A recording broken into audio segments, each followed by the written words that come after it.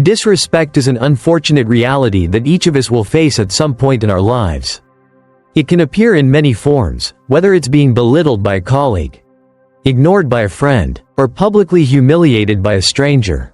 It can cut deep, leaving us feeling small, angry, or hurt. And when these moments of disrespect arise, we may be tempted to lash out, defend ourselves, or retreat into silence, hoping the storm will pass. But here's the truth. Disrespect is not a question of if it will happen, but when. No matter how kind or composed we are, we will inevitably encounter moments when others try to diminish us. What matters most, however, is not how disrespect shows up in our lives, but how we respond to it. That's where the real power lies. Reacting with anger or frustration only feeds into the negativity and gives away our power. But what if I told you that the most effective way to handle disrespect isn't by fighting back, it's by rising above it? In today's video, we'll dive into the profound wisdom of Zen Buddhism, which offers us a different path.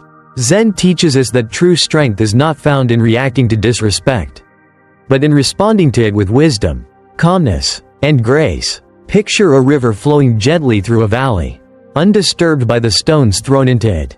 This is how you can approach disrespect: quiet, unwavering, and unaffected. So, how do we respond when disrespect comes knocking at our door? In this video, I'll share with you a powerful story that demonstrates the wisdom of Zen teachings in the face of those who try to tear us down. This is not just a story, it's a lesson that can change the way you handle conflict and help you build inner strength. Let's begin. In a quiet village nestled among the hills, there was a master renowned for his wisdom and calm demeanor. His name was known far and wide, not because he sought fame or recognition, but because of the serene way in which he carried himself through life. He was a living example of the virtues of self-discipline, silence, and humility. People would come from all walks of life to seek his advice. But it was never his words that left the greatest impact, it was his very presence. The master didn't boast, he didn't speak much, but every movement, every gesture, reflected a deep understanding of life. In contrast, there was an arrogant man living in the same village. He was loud, boastful, and quick to seek attention. He was always in competition with those around him, wanting to prove that he was the smartest, the most capable, and the one who deserved the most admiration. One day, this man heard of the master's reputation. How can a man who never seeks attention, who lives in silence, be more respected than I am? He thought to himself. A sense of envy began to rise in him. Surely, I can make people see that he is no more than a fool. He schemed. The arrogant man decided to destroy the master's reputation in front of the entire village. His plan was simple. He would publicly insult the master and humiliate him, forcing him to react. If I can provoke him to defend himself, then people will see that he is just like everyone else, weak and vulnerable. The arrogant man thought. With this plan in mind, he went to the village square one afternoon, where the master was calmly walking. He gathered a crowd, eager to see the drama unfold. Standing before the master, he sneered, "You are nothing but a fool. Your so-called wisdom is just a joke. Your silence proves that you have nothing intelligent to say." The crowd was tense, eagerly watching to see how the master would respond. Would he get angry? Would he argue or try to defend himself? But to their shock, the master did not respond.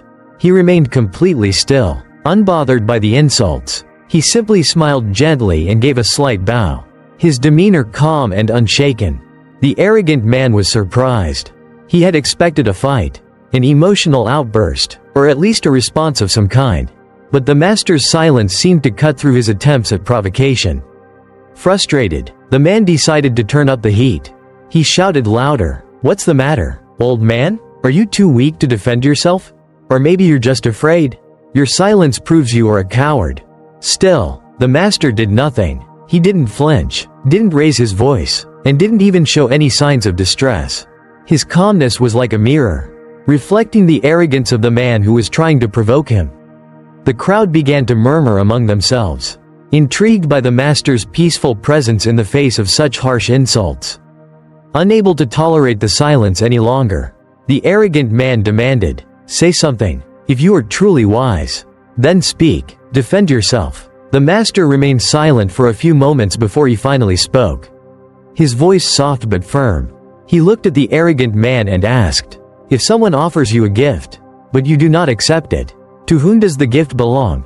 The crowd was silent, puzzled by the question. The arrogant man blinked in confusion and, unwilling to appear ignorant, answered, "To the one who offered it." The master nodded slowly and replied, "The same is true for insults. If I do not accept your words, they still belong to you."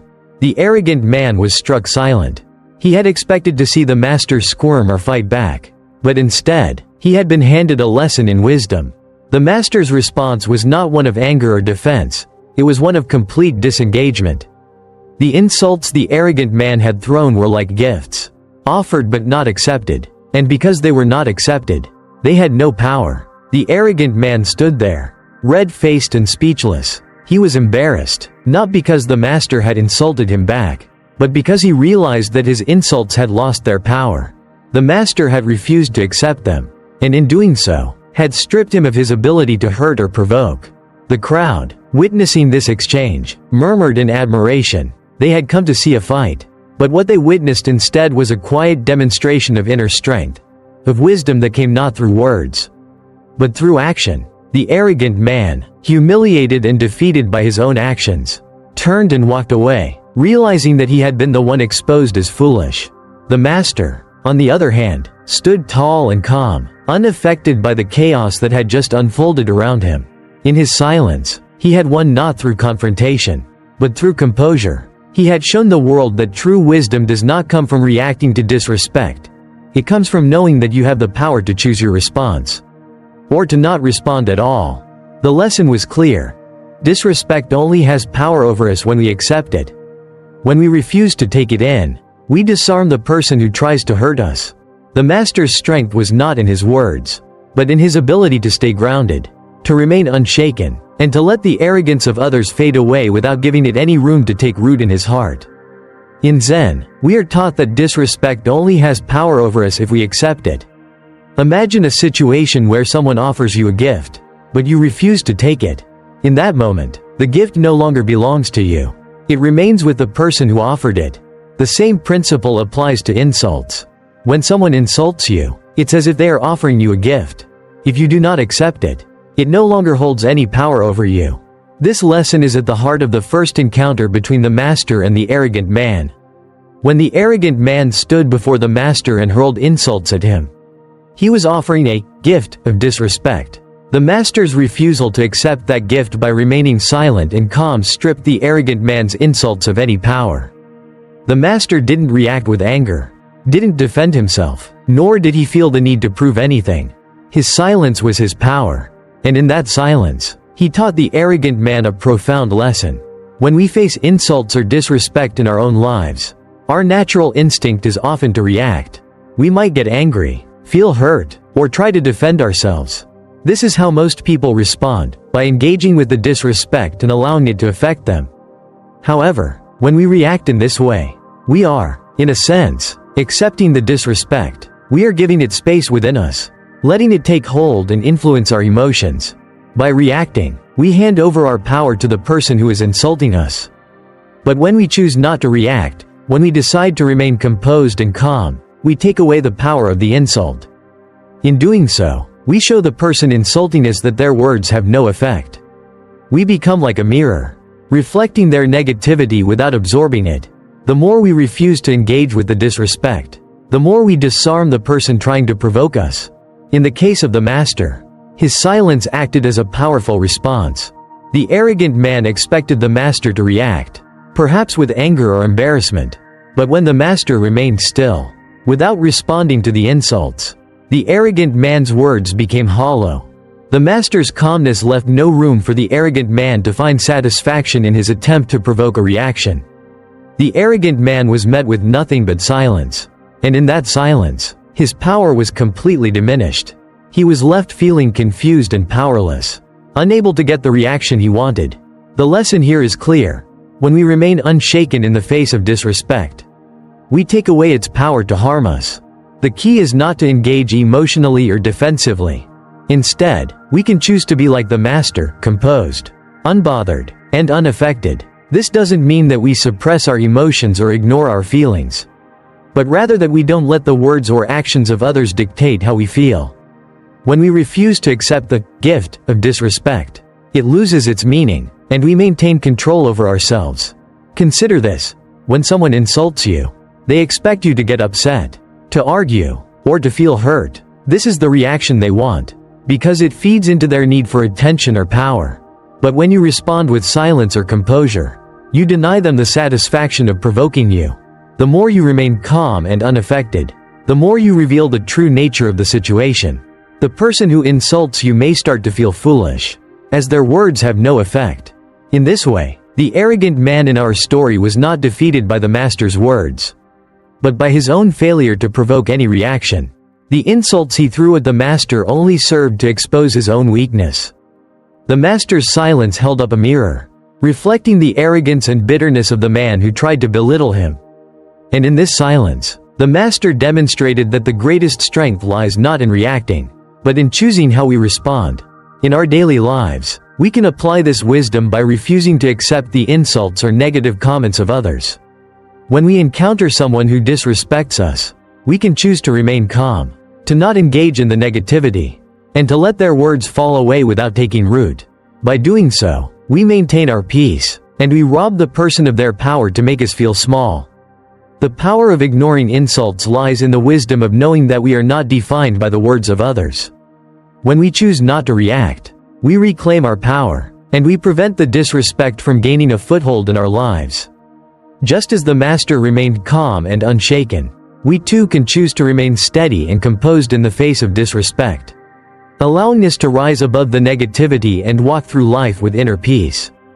The arrogant man, frustrated by his failure to provoke a reaction from the master, was determined to try again.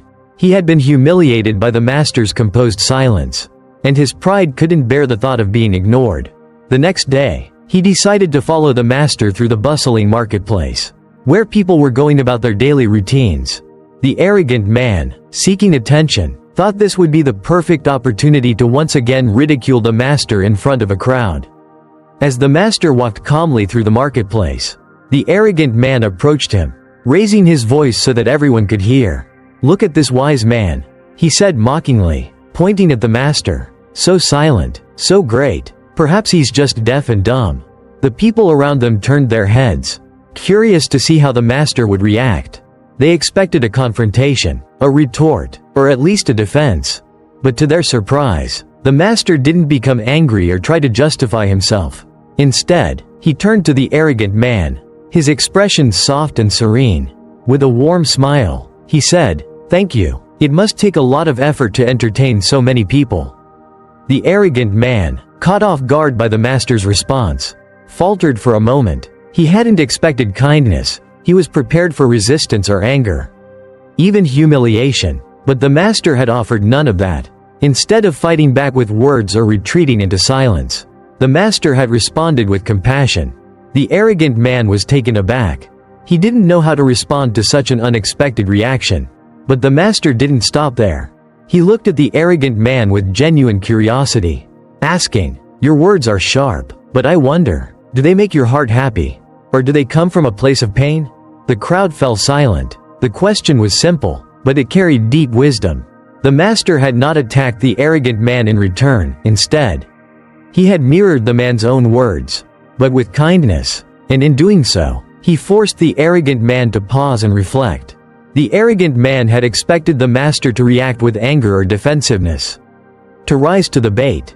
But the master's calm and gentle inquiry cut through the arrogance, exposing the vulnerability beneath. For the first time, the arrogant man felt something he had never felt before: shame. Not because the master had humiliated him, but because the master had seen through his exterior. The master's kindness had disarmed him.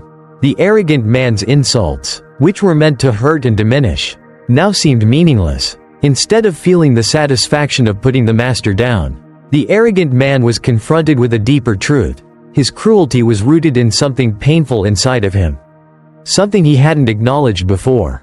The master's kindness had acted as a mirror. When we respond with kindness to those who insult us, we reflect back their own struggles, their own inner turmoil. It's easy to assume that those who insult or belittle others are simply malicious or cruel. But often, Their words are a projection of their own pain, insecurity, or unresolved conflicts. The master, by responding with warmth and compassion, had helped the arrogant man see this truth. He didn't need to argue or retaliate. Instead, he allowed the man to confront his own wounds by showing him kindness. Kindness, in this case, became a powerful tool for transformation. When we offer kindness to those who insult us, we do not give them the power to hurt us. Instead, we take away their ability to provoke us and force them to reflect on their own actions. Kindness doesn't condone the behavior, it exposes it for what it is. It doesn't allow the other person's words to have any impact on our sense of self-worth. Instead, it disarms them by showing them a mirror to their own heart. The crowd, witnessing this interaction, was struck by the master's response. They had come expecting a fight, but what they saw instead was a display of wisdom and compassion. The arrogant man, realizing he had been disarmed, began to feel the weight of his own behavior. The master's kindness had shaken him, and for the first time, he saw the emptiness of his own insults. The master hadn't humiliated him. Instead, he had shown him a path to healing. In moments like these, when we are faced with insult or disrespect, we have the opportunity to choose a different path. We can choose to meet anger with anger, to fight fire with fire. But as the master showed, responding with kindness can have a far greater impact. It forces the person who disrespects us to look inward, to examine their own heart, and to question why they feel the need to tear others down. By responding with kindness, we don't diminish ourselves. We don't allow others to take away our peace. Instead, we protect our inner calm and show the world that the greatest power lies not in retaliation, but in the ability to respond with compassion. Through kindness, we remind others of their own humanity and give them a chance to reflect on their actions. This, ultimately, is the path to true strength. Not willing to give up, the arrogant man, now desperate to make the master react, devised a new plan. He thought to himself, "I've tried insults and mockery, but the master doesn't flinch. Now, I'll force him into a confrontation. I'll make him respond physically. Then I'll expose him as weak." With this idea in mind, he waited until the master was walking alone through the village square once again. This time, the arrogant man didn't rely on words.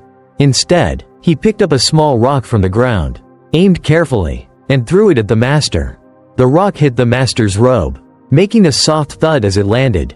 It wasn't a great throw, and the impact was hardly forceful, but it was enough to get the attention of everyone nearby. The people who were watching held their breath. They expected the master to react, perhaps with anger, or to engage in a physical confrontation, which would give the arrogant man what he had been hoping for, a way to demonstrate that the master was just like everyone else, that he was no different, no stronger than any man who could be provoked. However, the master's response was not at all what the arrogant man had anticipated. The master, with the same serene composure he had shown all along, didn't even flinch. He bent down, calmly picked up the rock, and placed it aside with the utmost indifference, as though it were nothing more than a leaf that had fallen from a tree. There was no anger in his eyes, no frustration or surprise. He simply continued walking, unaffected by the provocation. The arrogant man's fury reached a boiling point. He had just thrown a rock at the master, and yet the man did nothing. He could not tolerate this passive defiance. In a voice full of rage, he shouted, "Defend yourself, coward!" The crowd looked on in anticipation, waiting for a sign of emotion, for some form of defense or retaliation from the master. But instead of responding with anger or retaliation, the master paused, turned slowly to face the arrogant man, and asked calmly, "If a storm throws a branch at you, do you shout at the wind?" The arrogant man's face reddened. He clenched his fists in anger. "I am not the wind. I am a man," he retorted, his voice trembling with fury. The master smiled gently, his voice calm yet filled with wisdom. "Then why do you behave like the wind, throwing things without reason?" At that moment, the arrogant man stood frozen, his anger and pride slipping away as if dissolved by the master's words. The crowd, who had been tense, now burst into laughter, not at the master's expense, but at the foolishness of the arrogant man. The man's futile attempt to provoke the master had not only failed but also exposed the absurdity of his actions. In the stillness that followed, the arrogant man realized the truth of the master's words. His attempt to attack the master had not made him stronger. It had made him look foolish. The master had not reacted, not because he was weak, but because he understood that there was no need to respond to meaningless provocation. By remaining calm, he allowed the arrogant man's own ignorance to be revealed to everyone watching. The arrogant man had, in his attempt to provoke a response, revealed his own emotional immaturity and lack of wisdom. The master's ability to remain unshaken had turned the tables. When we don't react to provocation, we don't just maintain our own dignity.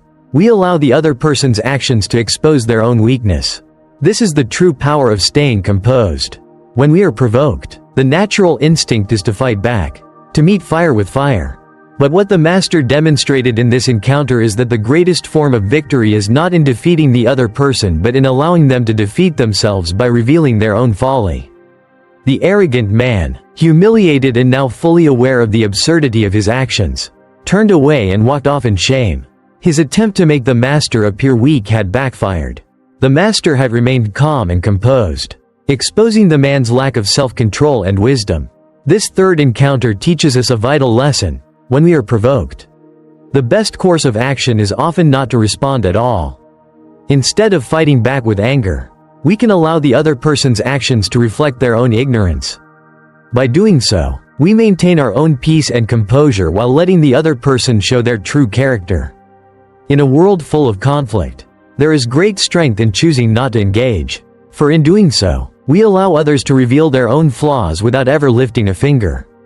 The true lesson from this story is that power does not lie in reacting to others, but in mastering ourselves. The master did not attempt to control or silence the arrogant man. Instead, he focused on controlling only one thing, himself. By doing so, he left the arrogant man powerless. This is the essence of self-mastery. In a world where we are often faced with insults, criticisms, and negative energy, it's easy to fall into the trap of reacting in kind. We might feel the need to defend ourselves, retaliate, or prove that we are right.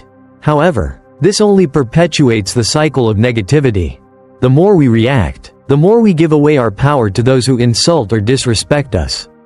The master's approach, however, shows us a different way. By not reacting, he remained in control of the situation and of his own peace. Zen teaches us that we don't need to fight disrespect with more disrespect. We don't need to lower ourselves to the level of those who insult us. This is where true strength lies, in the ability to remain composed and unshaken in the face of adversity. When we choose to rise above the situation, we demonstrate the power of self-mastery. By not reacting, the master was not only maintaining his own dignity but also taking away the power of the arrogant man. The arrogant man expected a response, a fight, or a moment of weakness. But the master's silence and composure deprived him of that. The arrogant man's insults became powerless because they were no longer met with an emotional reaction.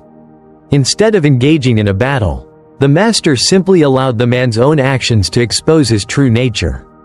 This is a powerful lesson for all of us. In our own lives, we are constantly faced with situations where others may disrespect us, belittle us, or try to provoke us. It is tempting to respond in anger, to defend ourselves, or to retaliate. But when we react in this way, we often find ourselves caught up in a cycle of negativity that only escalates the conflict. True mastery lies not in fighting back, but in controlling our own reactions. When we remain calm, when we do not allow the actions of others to disturb our inner peace, we retain our power. We are not controlled by external circumstances or the behavior of others. Instead, we choose how to respond. And in doing so, we keep our dignity intact. In this way, self-mastery is not about suppressing our emotions or pretending we are unaffected by what others say. It's about understanding that we have the power to choose our response. We can choose to let insults and disrespect roll off as like water off a duck's back. We can choose to rise above the situation, to respond with wisdom and grace instead of reacting with anger or hurt. When we master ourselves, we don't need to control others or silence their disrespect. We simply need to control our own response. And in doing so, we neutralize their power over us. This is the true strength that Zen teaches us, the strength to remain calm and composed in the face of adversity, to rise above negativity, and to maintain our inner peace. By doing so, We demonstrate the highest form of mastery. You don't have to be a Zen master to apply these teachings in your life. The wisdom from the master's story can be applied to everyday situations, allowing you to navigate conflict with grace and maintain your inner peace. Let's look at 3 situations where you can practice these principles and transform how you respond to disrespect. At work, imagine you're in a meeting, and a colleague speaks negatively about you in front of others. Perhaps they criticize your work, belittle your ideas, or make an unfair judgment about your abilities. In most cases, the instinctive response is to defend yourself, to argue your point, or to get frustrated, but this only escalates the conflict and leaves you feeling drained. Instead, you can choose to remain calm and composed. Just like the master in the story. When the colleague insults you, you could simply say, "Thank you for your perspective." This response catches the person off guard. They may expect an argument, but by remaining calm and not engaging in their negativity, you disarm them. The person who tried to provoke you is left confused, unable to continue their attack, because you did not provide the expected emotional reaction. You've taken away their power, leaving them powerless, while you maintain your dignity and inner peace. In relationships, conflict is inevitable in relationships, whether with a loved one, a friend, or a family member. During an argument, emotions can run high, and insults or disrespect can easily fly. Let's say your partner mocks you, belittling your thoughts or feelings. The natural impulse is to fight back, to shout, to defend your position, or to retaliate, but this only fuels the argument and keeps the cycle of negativity going. Instead, imagine taking a deep breath, staying grounded, and responding calmly. "I hope you find peace." In that moment, you are not ignoring the problem, but rather shifting the energy of the conversation. By responding with kindness and composure, you not only diffuse the situation, but you also challenge your partner to confront their own emotions. You show them that you are not willing to engage in a destructive cycle of arguing and reacting. This creates space for both of you to reflect on the conversation and ultimately leads to a more meaningful and peaceful resolution. In public, sometimes, disrespect comes from strangers. Maybe a person insults you on the street, or someone makes a rude comment in a public setting. In these situations, the instinct might be to respond, to stand up for yourself, or to confront the person. However, by doing so, you give them exactly what they want: your energy, your time, and your peace. The power of Zen wisdom lies in refusing to engage. If someone insults you in public, instead of responding or reacting, you could simply continue walking, unaffected. You have the choice to refuse to carry their negativity. By not allowing their words to affect you, you deny them the power to disturb your peace of mind. In these moments, you take control of the situation, keeping your energy intact and walking away from the negativity without letting it take root inside you. By responding this way, whether at work, in relationships, or in public, you are not losing. In fact, you are winning in the most powerful way possible. You are mastering your response, rather than being controlled by the actions of others. When you choose to remain calm, composed, and kind in the face of disrespect, you take away the power of the person trying to provoke you. You maintain your inner peace and dignity, while also inviting others to reflect on their own behavior. This approach not only protects your emotional well-being, but it also teaches others the value of self-control, compassion, and wisdom. By practicing this wisdom in your daily life, you become a living example of inner strength. You show that true power is not in reacting to the world around you, but in how you choose to respond to it. This is the essence of self-mastery. When you master yourself, nothing can shake you. Disrespect, insults, and anger lose their power over you. The moment you choose to take control of your response instead of reacting impulsively, you tap into the ultimate form of victory, the power of inner peace. It's the strength that comes from understanding that no external force, no matter how provocative, can disturb the serenity you cultivate within. This is the wisdom that the Zen master demonstrated in his interactions with the arrogant man. By refusing to react to insults with anger, by responding with kindness, and by allowing the other person to expose their own foolishness, the master showed us how true strength lies not in fighting back, but in remaining calm. In those moments of provocation, the master held the greatest power of all, the power to stay composed and to control his own emotions, regardless of the actions of others. Now, Think about your own life. When faced with disrespect or insult, what do you choose? Do you react emotionally, letting the anger or hurt control you? Or do you pause, breathe, and allow yourself the space to respond with wisdom? Would you rather be the one who reacts, suffering the consequences of losing your peace, or the one who remains calm, grounded, and holds true power over yourself? The choice is yours. You have the ability to rise above the negativity, to stay unshaken in the face of disrespect, and to master your response in every situation. Just like the Zen master, you can become unshakable, unaffected by the insults of others, and empowered by your own inner strength. Thank you for watching. I hope you found this video inspiring and that it gives you a new perspective on how to handle disrespect.